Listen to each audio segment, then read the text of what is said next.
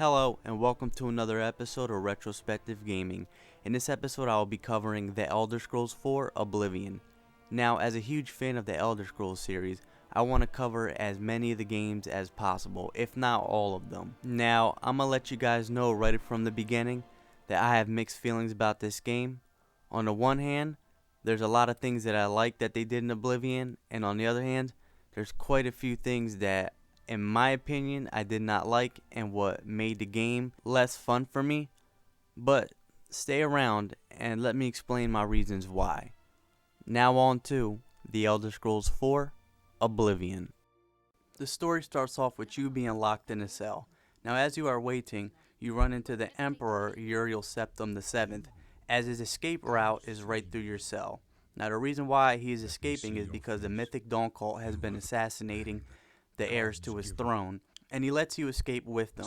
The reason why, as you find out later, is because, kinda like a vision, he sees you in his dreams as being very important to the world. Now unfortunately, the Mythic Dawn Cult succeeds in their task to assassinate the Emperor, but before this he gives you the Amulet of Kings and tells you to find the last heir to his throne, and that you will be very important to the world, and it is not your destiny to die here, but it is his. And that starts you off on the task to stop in this grand journey to stop the Mythic Dawn Cult from taking over all of Tymuril. Now I really like what they did with the main quest in Oblivion. I feel that they put more time into it than the game before that, Morrowind. Not that I didn't like the main quest in Morrowind, but I think that they took a little bit more time to make it a little bit more important to the world in Oblivion. And I love the addition of what they did in Oblivion Gates. When you enter these Oblivion Gates, you enter another world which is demonic and it's crazy, and I love that they did that. Now, as you know, on Retrospective Gaming, I like the player to find out the story for himself, and I don't like to spoil it. But I've beaten the storyline twice so far, and I've had no problems with it. It has done enough to keep me engaged. Now, as for the other things that go on in the game, I had no problems with the guilds. Me being a pure mage and me like using a mage character, I found that a lot of the mage guild quests was kind of boring. See, in the beginning you have to start off by getting recommendations from each of the mage guilds to go to this arcane college, this bigger thing than these small guilds in these cities. And a lot of their quests I just found very boring, and but besides that, I found a lot of fun in the side quests. I especially found a lot of fun in the Thieves Guild and Dark Brotherhood quest. So there's a lot to do here, and like I said, the Oblivion Gates are fun. A lot of them are optional, but I would recommend you going into them just to experience this crazy world that you enter. So overall, I have no problems with the story. It will do enough to keep you engaged, in my opinion. The gameplay. Now, I want to start off by saying a couple of the things that I didn't like about Oblivion. Number one, auto leveling. I am not a fan of auto leveling for just one reason: progression. I feel that it messes with the progression in your character because, with auto leveling, it kind of removes the fact that certain areas you can't go into.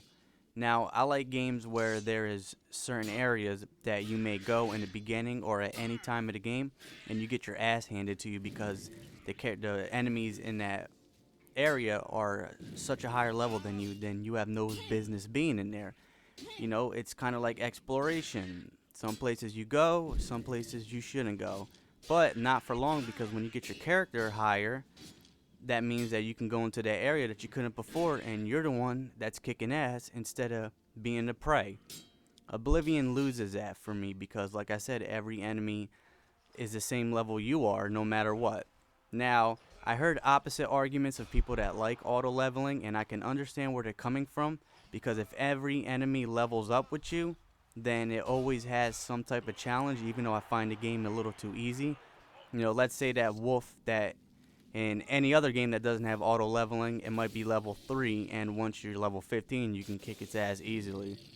But with auto leveling, it's level 15, so it might provide some challenge. So I understand that argument, but for me, it made the game a little too easy. And halfway through playing it, since I already beaten it twice before, I just started modding it and having fun because I didn't have any real sense of challenge in the game. Now, the second big thing that really I didn't like about Oblivion is I feel that it holds your hand a little too much.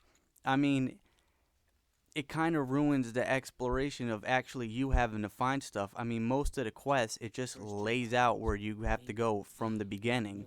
And I understand that with some quests, because some quests might be a little too hard for the player to find out without any help.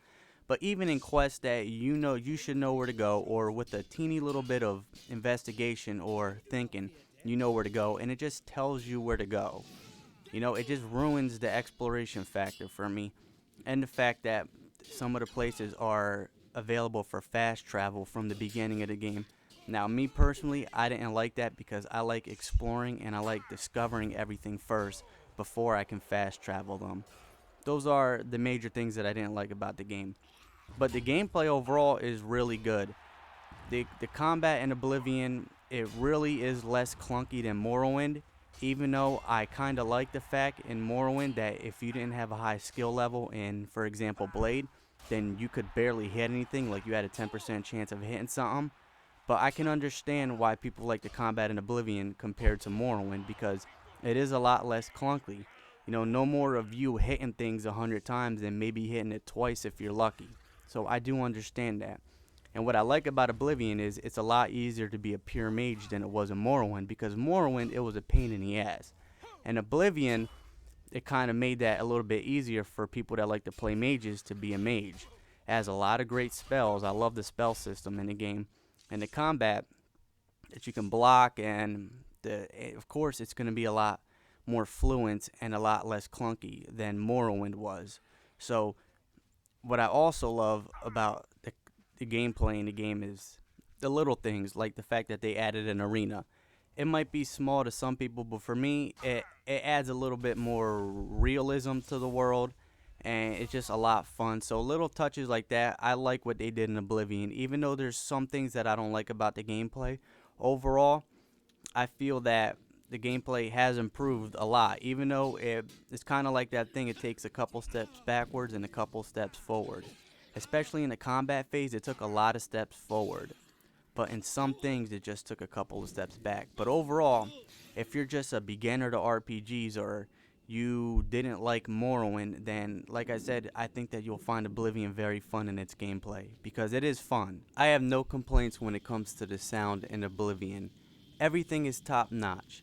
The Elder Scrolls series has always been known for its fantastic music, and Oblivion is no exception in my opinion. From the opening theme music, to the battle music, to the music that accompanies you when you're just walking to places. The music is very well done, and I must say, I really enjoy the voice acting in this game. Even though graphical wise, the characters' faces might not always reflect the tone of their emotion in their voice, it's still very well done. So I have no problems with the overall sound in Oblivion. Now the atmosphere is a mixed bag. On one hand, the graphics in Oblivion are very beautiful. You have to understand, this is a game that came out in 2006 and it still holds up good to the modern day. Everything is beautiful, the environments, the detail that comes into everything, like the grass and the flowers. This game was very beautiful when it came out in 2006, and it's still very beautiful even today in 2014. I'm still amazed at the things that they did with the graphics in this game. It's top notch.